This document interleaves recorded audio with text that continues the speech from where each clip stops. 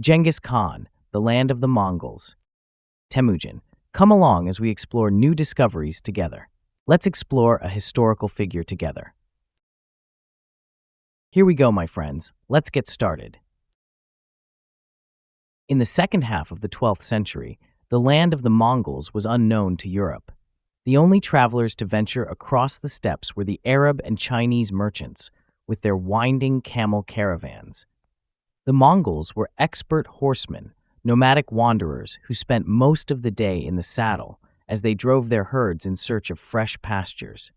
They formed groups of tribes who were always fighting among themselves.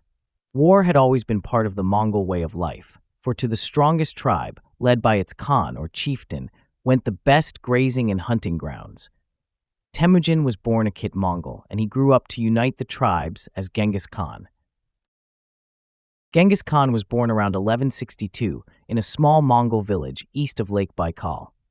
His boyhood name was Temujin, meaning finest steel, and his father, Yesugai, was the Khan, or chief, of the Clot Mongols. His mother had been taken captive from a rival tribe. Such was the Mongol way. But Yesugai dreamed that one day the Mongols might become a united people and live in peace together. The village was a cluster of dome-shaped tents called yurts. Life was hard, especially for children. They fought for scraps of food and sat furthest from the fire in winter. Temujin spent his days collecting dung for fuel, grooming the horses, and herding the yaks and sheep. And, for those who are unfamiliar with the yak, it is a type of livestock that resembles a buffalo in appearance. However, the thick fur that covers its body makes it a distinct species in its own right. Female yaks are a vital source of livelihood for the Mongolian people, as they rely on their meat and cheese for sustenance and their hides and fur for clothing. When he was 9 years old, Temujin was betrothed to the daughter of a neighboring chief. Her name was Borte. Temujin went to live in her village, and there he saw his first camel caravan, commanded by Chinese merchants in splendid robes. How different they were from the tough Mongols who greased their skin to keep out the biting desert winds. Temujin was away from home for 4 years, and he returned in sorrow. Yesugai was dead, treacherously poisoned at a Tartar feast. The Clots were reluctant to follow a boy, and one by one, the warriors deserted the little Khan. Only his mother, his brothers, and a few horses remained. The little band lived in fear, surviving on a diet of squirrels and roots. A rival tribe of Taijuts hunted Temujin. They seized him and imprisoned him in a kang, a kind of stocks. Temujin waited for his chance, and one night he escaped. He hid in the bushes, and when the Taijuts came searching, he persuaded an old warrior who had known his father to release him from the kang. Then he ran off to rejoin his family in hiding. His enemies never caught Temujin again. He grew cunning, and his raids became ever more daring. Boldly, he visited the tents of his former warriors to demand the tribute due to a chieftain. One by one, they rejoined him.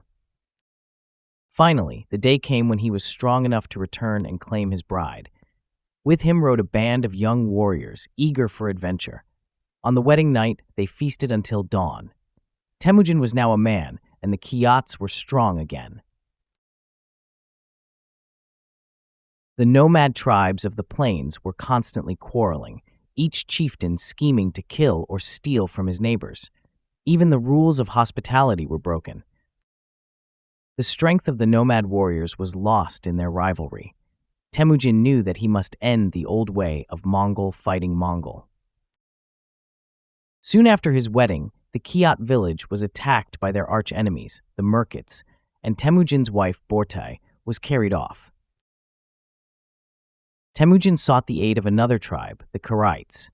Together, they raided the Merkit stronghold and rescued Borte. Temujin treated his men generously.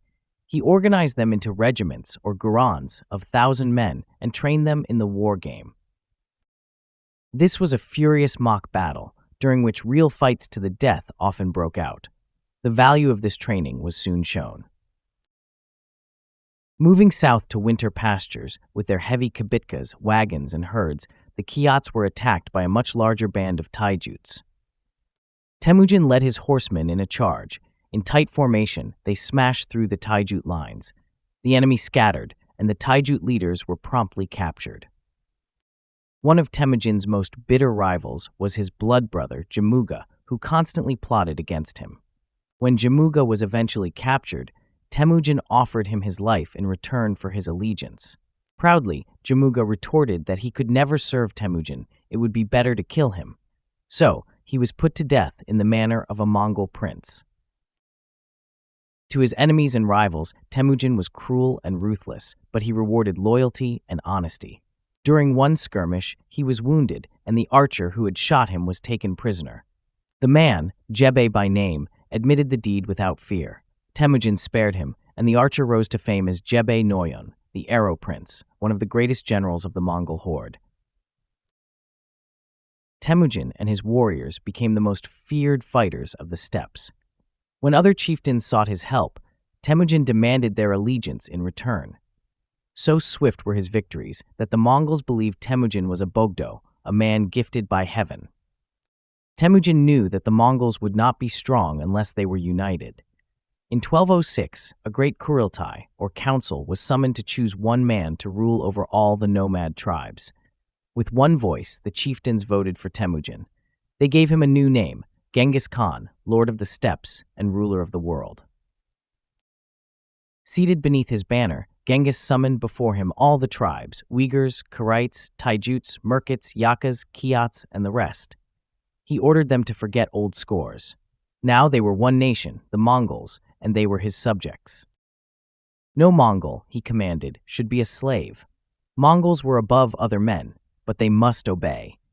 He drew up a code of laws called the Yasak, with harsh punishments for wrongdoers. The Khan could not read or write, but he realized that such skills would be needed. So he entrusted the administration of his new empire to the Uyghurs, the only Mongols who had a written language. To keep the peace, weapons were collected and stored in arsenals.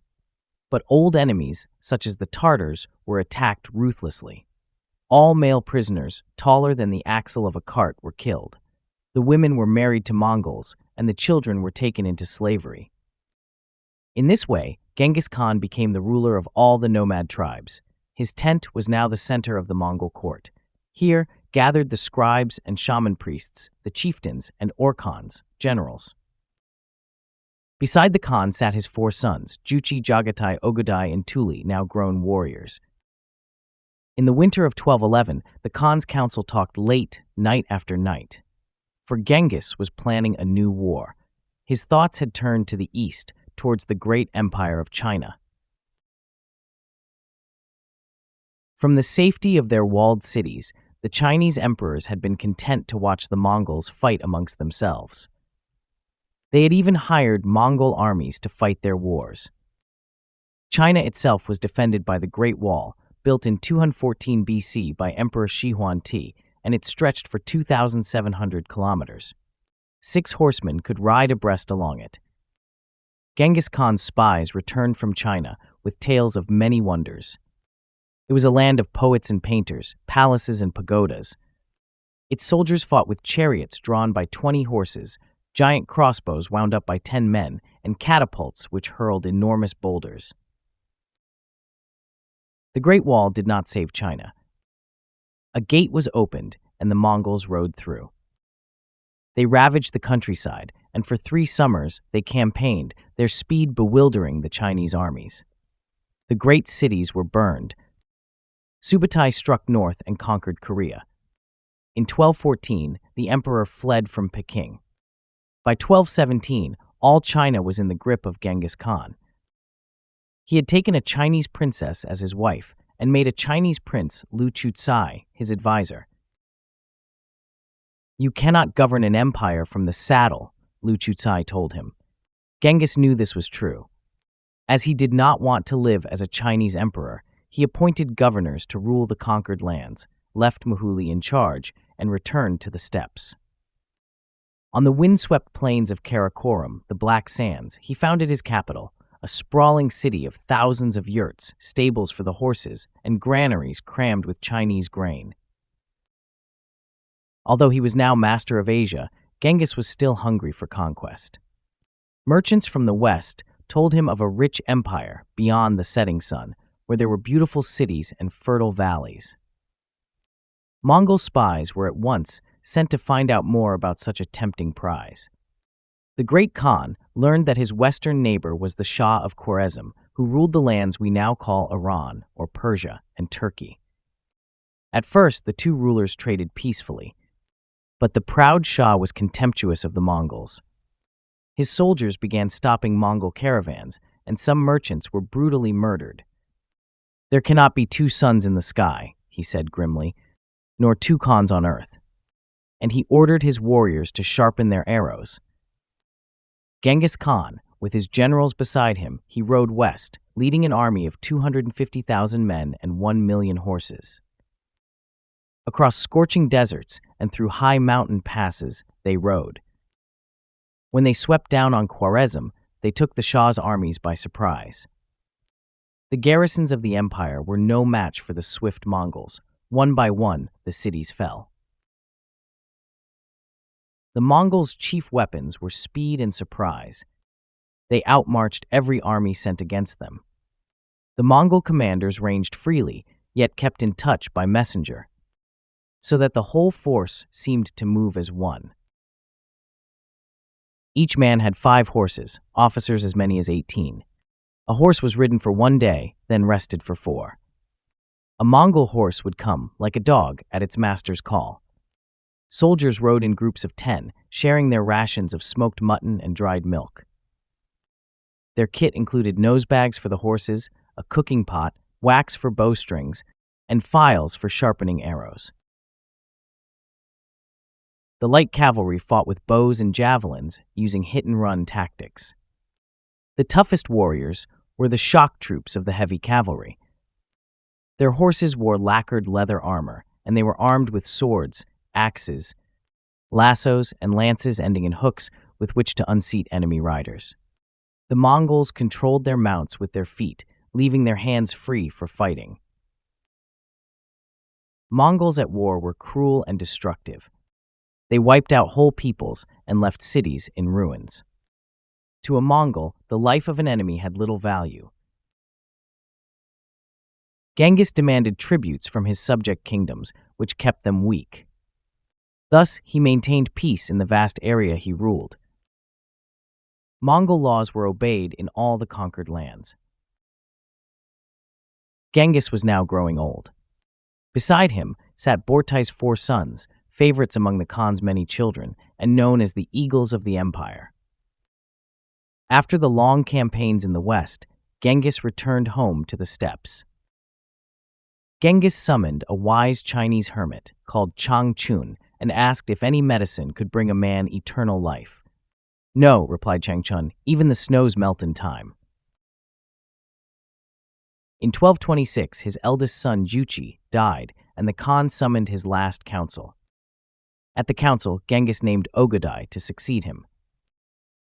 Shortly after, in 1227, Genghis died, apparently from a hunting fall. His death was kept secret until the Mongols had defeated the Tanguts, the last of the rebel kingdoms. The exact site of Genghis Khan's grave was known only to the Mongol leaders. Anyone else who saw the funeral cart on its journey to the mountain of Burkhan Khaldun was killed by the Khan's bodyguard. Genghis Khan was buried with his weapons and 3 horses, a foal, a mare, and a warhorse in full harness. A Mongol legend tells that every year, on the day of his death, a white horse appears above the grave. At his death, Genghis Khan's empire stretched from the Pacific Ocean to the river Danube. As the fires of his conquests burned across continents, Genghis Khan emerged not just as a warrior, but as a force of nature, a visionary leader whose ambitions reshaped the world. Fearless, strategic, and relentless, he commanded loyalty and respect from his people while inspiring terror in his enemies.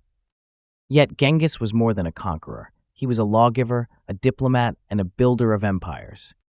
Under his rule, Trade flourished across vast territories, ideas flowed between cultures, and the Mongol postal network connected a fractured world. His vision extended beyond the battlefield, creating a legacy that endured long after his passing. Genghis Khan's story is one of contradiction, a man who brought unimaginable destruction but also forged the framework for a globalized world. And so, the name Genghis Khan remains immortal, a symbol of unyielding ambition, ruthless power, and the indelible mark of one man who sought to unite the world under the hooves of his unstoppable cavalry. Thank you for watching. If you enjoyed exploring the lives of these incredible historical figures, give this video a thumbs up and subscribe for more exciting stories coming your way.